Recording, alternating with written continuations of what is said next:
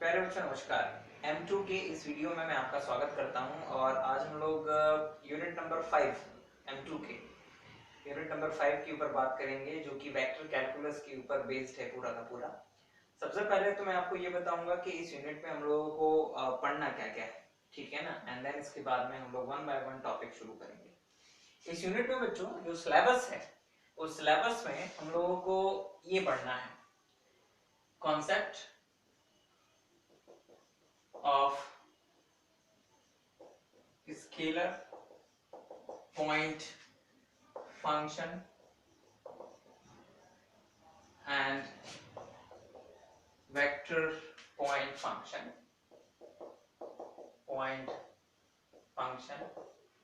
vector point function. Number 2, vector differentiation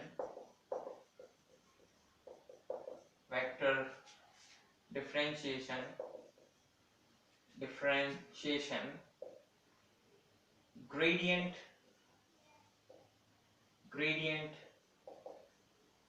and its geometric meaning, divergence and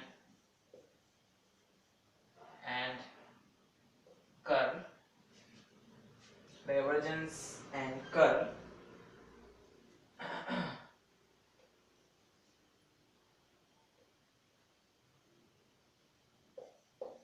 Green's theorem, Stokes theorem,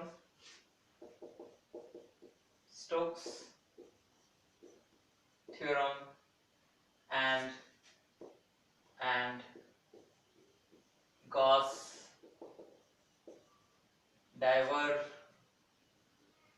divergence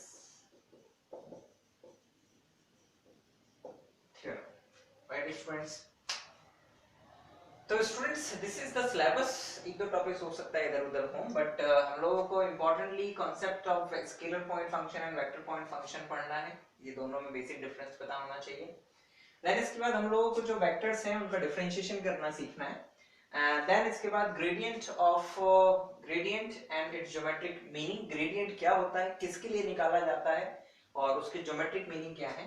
divergence and curl किसके लिए निकाला जाता है और उसकी ज्योमेट्रिक मीनिंग क्या है। Green's theorem, Stokes theorem and Gauss divergence theorem. This is the syllabus. इन तीन थ्योरम्स में से बच्चों ग्रीन्स, स्टोक्स एंड डाइवर्जेंस एक क्वेश्चन आता है हमेशा, कंपलसरी आएगा ही आएगा। डाइवर्जेंस और कर्ल में से एक क्वेश्चन, ग्रेडियंट और वेक्टर डिफरेंशिएशन में से एक क्वेश्चन। कुल मिला के ये बड़ा बड़ा पोर्शन है जो आपको प्रिपेयर करना है। और कई बार तो ऐसा देखा गया है कि अगर कोई बच्चा ये तीनों पोर्शन, ये तीनों बड़े बड़े थ्योरम ना करके जाए, केवल इतना भर करके चला जाए, तो भी उसका क्वेश्चन पेपर आपसे बन जाएगा इजी, ठीक है ना। But it depends on you कि आप कैसे अपना क्वेश्चन पेपर प्रिपेयर करना चाहते हैं।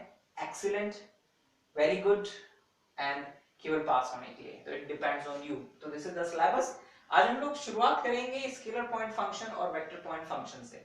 ठीक, तो आइए जरा देखें क्या होते हैं ये फंक्शंस।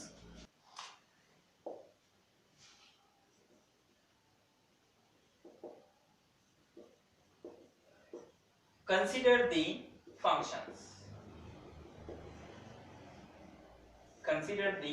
फंक्शंस, जरा ध्यान दीजिएगा स्टूडेंट्स। मैं कुछ फंक्शंस यहाँ पे लिख रहा हूं, उन्हें देखिएगा ध्यान से।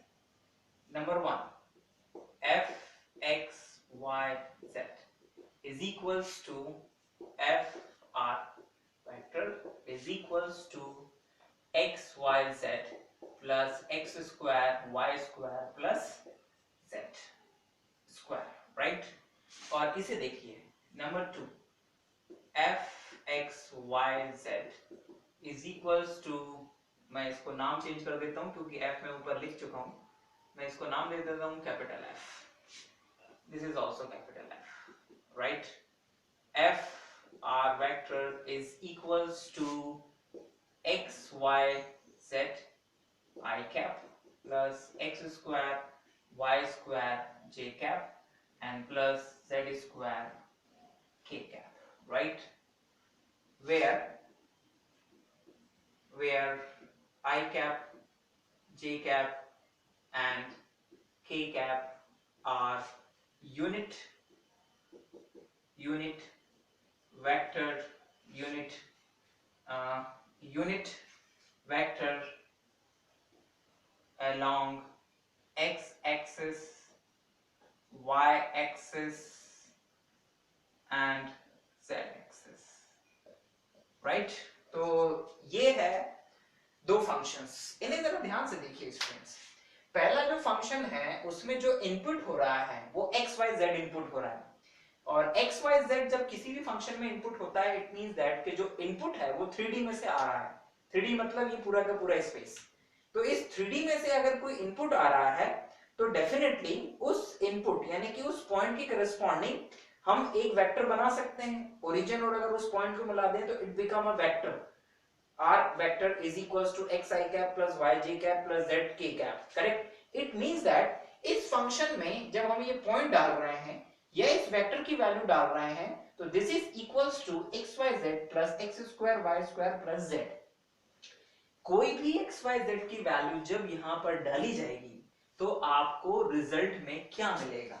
मैं आपसे पूछूं, बताइए, क्या रिजल्ट में एक स्केलर मिलेगा या रिजल्ट में एक वेक्टर मिलेगा? तो आप में से हर बच्चा ये इजीली बता देगा, सर इसका जो रिजल्ट है मतलब इसमें आप एक्स वाई जेड की वैल्यू डालोगे तो डेफिनेटली एक स्केलर ही मिलेगा ना, क्योंकि वेक्टर तो तब होता जब इसके साथ में आई जे के होता।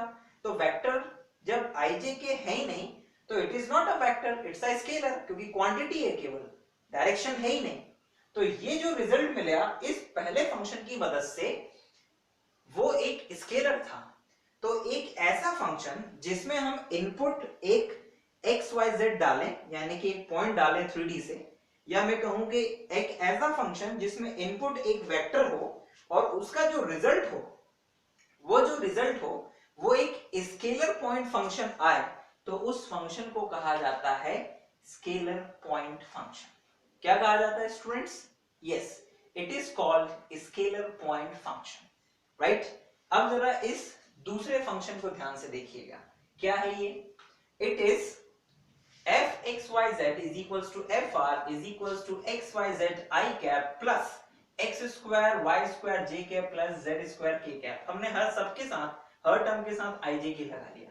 अब आप इसमें xyz की कोई भी वैल्यू डालोगे या वेक्टर डालोगे तो इससे आपको एक रिजल्ट मिलेगा, राइट? क्या वो रिजल्ट एक स्केलर होगा, स्केलर, या एक वेक्टर होगा? तो आपका जवाब है द आंसर इज वेक्टर, क्योंकि आप एक्स वाई जेड की कुछ भी वैल्यू डालो आई जे के तो नहीं गायब होंगे, आई जे के तो बने रहेंगे। तो जो भी ये फंक्शन मिलेगा वो एक वेक्टर होगा। इट मींस दैट कि ये फंक्शन हमेशा जो रिजल्ट है वो एक वेक्टर देता है। तो इस फंक्शन को हम कहेंगे vector valued function. I repeat, दोनों में जो इनपुट थे वो एक वेक्टर ही जा रहा था, क्योंकि हर 3D के पॉइंट के करस्पॉन्डिंग एक वेक्टर होता है। तो जो भी वेक्टर जा रहा था स्टूडेंट, रिजल्ट में आउटपुट लेकिन अलग अलग आ रहा था। आउटपुट क्या आ रहा था? आउटपुट आ रहा था एक बार स्केलर एक बार वेक्टर। तो जिस फंक्शन में रिजल्ट स्केलर आए उसे हम कहते हैं स्केलर पॉइंट फंक्शन। क्या कहते हैं students? It is called scalar point function, right? Scalar point function.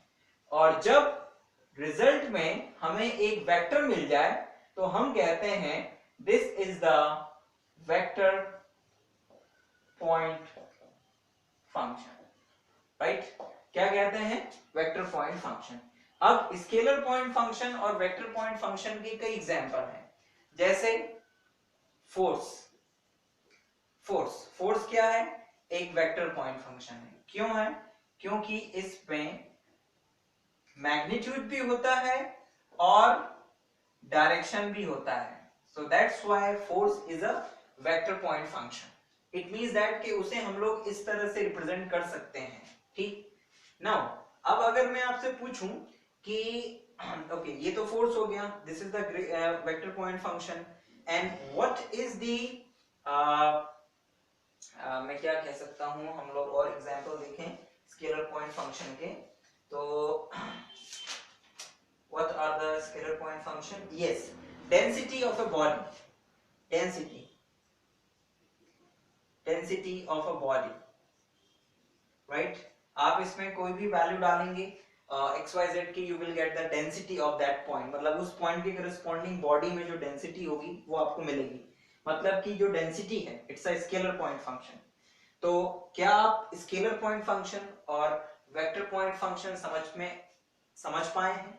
क्या आप उसमें डिफरेंस कर पाएंगे कि दोनों में डिफरेंस क्या है? ध्यान रखिएगा इनपुट दोनों में एक जैसे जा रहा है लेकिन आउटपुट अलग अलग आ रहा है, और उस आउटपुट को देख के ही आप डिसाइड करेंगे कि जो फंक्शन है वो स्केलर पॉइंट फंक्शन है कि वेक्टर पॉइंट फंक्शन है, करेक्ट।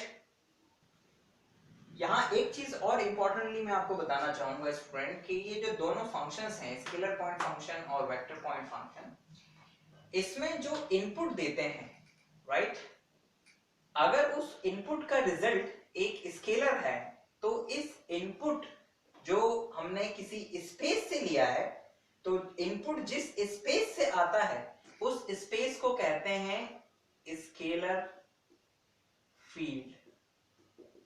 क्या कहते हैं? Scalar field. और अगर किसी इनपुट की करस्पॉन्डिंग आपको एक वेक्टर वैल्यूड फंक्शन या वेक्टर पॉइंट फंक्शन मिलता है, तो जिस स्पेस से आपने वो पॉइंट लिया था, इनपुट का पॉइंट, उस स्पेस को हम कहते हैं वेक्टर फील्ड। क्या कहते हैं? Vector field, right. तो ये वेक्टर फील्ड और स्केलर फील्ड, इनका संबंध डोमेन से होता है स्टूडेंट्स, कि जिस डोमेन से हम पॉइंट ले रहे हैं वो डोमेन इनपुट होने के बाद क्या रिजल्ट देता है उस हिसाब से उस फील्ड का नाम डिसाइड होता है, whether it is scalar field or whether it is vector field, correct? So this is the definition या concept of scalar point function and vector point function. Now we are going to move our next topic, vector differentiation. आइए जरा उसे देखें, vector differentiation, right? Vector differentiation. अब जरा ध्यान दीजिएगा, मान लीजिए कि आपके पास एक वेक्टर है, हम समझेंगे टॉपिक को, ओके। मान लीजिए आपके पास एक वेक्टर है F T is equals to T square minus 1 I cap plus 2t square j cap and minus 3t cube k cap, right. And now अगर आपसे ये कहा जाए find the value, number 1 find the value df by dt, and number 2 आपसे कहा जाए d2f by dt square, तो differentiation जो है किसी भी वेक्टर पॉइंट फंक्शन का, जो ऑर्डिनरी डिफरेंशिएशन होता है बिल्कुल वैसा का वैसा ही होता है। कैसे? जब आप df बाय dt निकालेंगे तो it is equals to d by dt of t square minus 1 I cap plus d by dt of 2t square j cap and plus, sorry not plus, minus d by dt of 3t cube k cap, and that is equals to what? t square का differentiation 2t, so it is 2t I cap, 2t I cap, yes, and plus 4t j cap and minus 9t square k cap. So ये हमने किया एक vector का differentiation, तो it is vector differentiation. Now d2f by dt square कैसे निकालेंगे? जो df by dt आया उसको एक बार और डिफरेंशिएट कर देंगे विद रिस्पेक्ट टू t, तो it is d by dt of df by dt, right.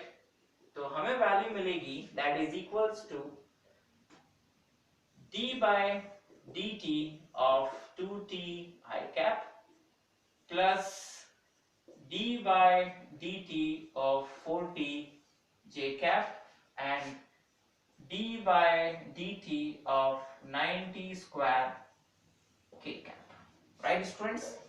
अब नाउ स्टूडेंट्स मुझे बताइएगा 2t का differentiation is 2 I cap,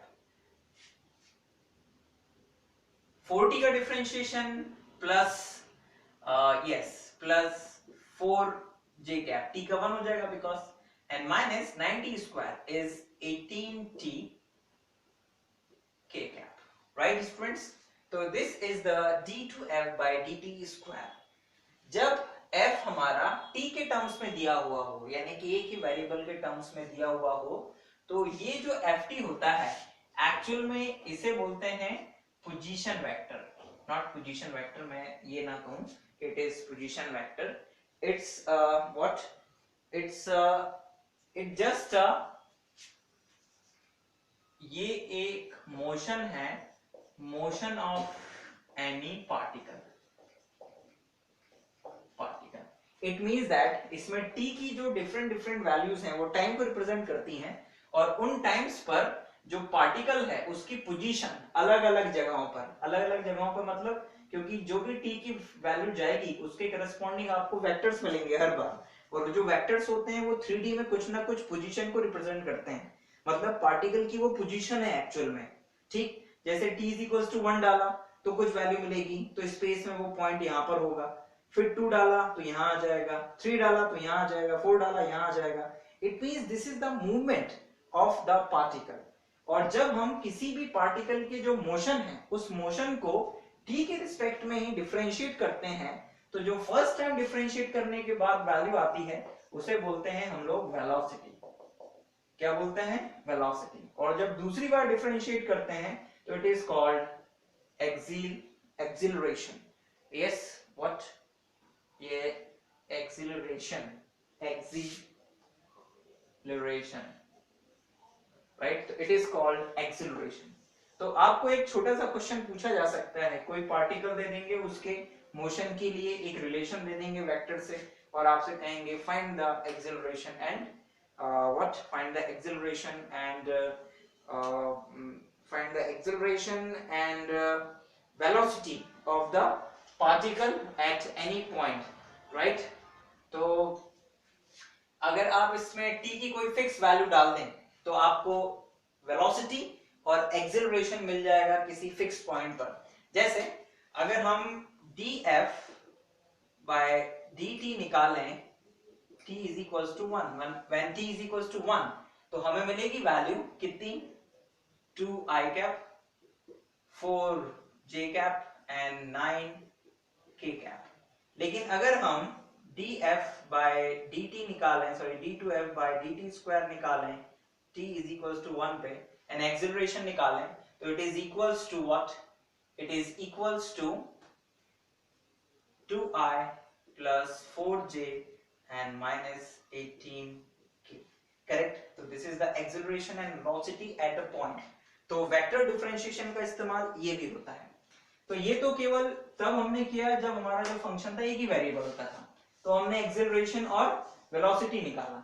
now suppose that student हमारे पास एक वेक्टर हो कुछ इस तरह से, f x y z is equals to x y I cap, y j cap and z k cap. Correct students? और इसे हमें डिफरेंशिएट करना हो तो it's a function of 3 variables. तो ये जो जब डिफरेंशिएट होगा स्टूडेंट, तो ये ऐसे डिफरेंशिएट नहीं होगा कि हम इसे एक साथ मतलब ऑर्डिनरी x के रिस्पेक्ट में डिफरेंशिएट कर पाए. नहीं, हम अगर इसे डिफरेंशिएट करेंगे तो पार्शियली करेंगे. पार्शियली इन द सेंस कि हम डेल बाय डेल x निकाल सकते हैं, हम del f by del y निकाल सकते हैं, हम del f by del z निकाल सकते हैं. तो इस f को हम x और y और z के रिस्पेक्ट में पार्शियली डिफरेंशिएट कर सकते हैं. तो जब हम x के रिस्पेक्ट में पार्शियली डिफरेंशिएट करेंगे इसे, यानी कि डेल बाय डेल x निकालेंगे, तो वी गेट व्हाट, x के रिस्पेक्ट में करेंगे तो यहाँ x नहीं है, यहाँ x नहीं है, केवल यहाँ x है, तो हमें डिफरेंशिएशन की वैल्यू क्या मिलेगी? It is y i cap. y i cap क्यों?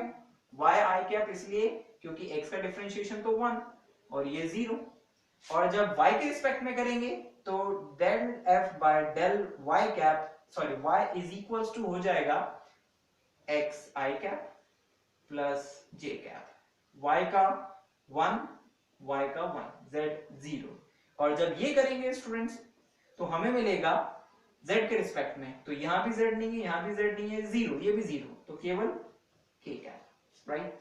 So this is the differentiation, right? This is the vector differentiation.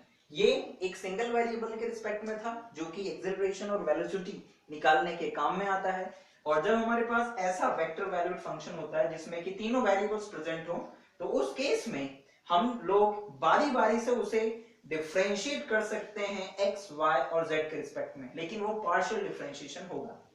एक चीज और है स्टूडेंट कि यदि हम इसे डिफरेंशिएट करना चाहें, मतलब कुछ ऐसा करना चाहें कि ये x के रिस्पेक्ट में हो जाए, ये y के रिस्पेक्ट में और ये z, तो ऐसा भी हम कर सकते हैं।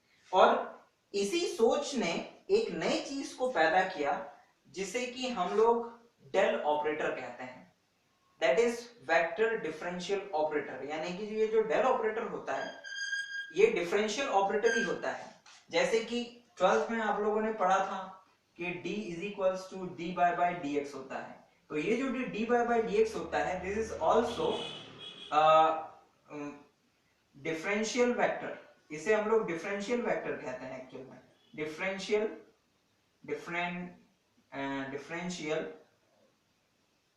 डिफरेंशियल ऑपरेटर बोलते हैं इसे, यस, डिफरेंशियल ऑपरेटर। और जब इस ऑपरेटर के साथ i, j या k लगा दिया जाता है तो उसे बोलते हैं वेक्टर डिफरेंशियल ऑपरेटर।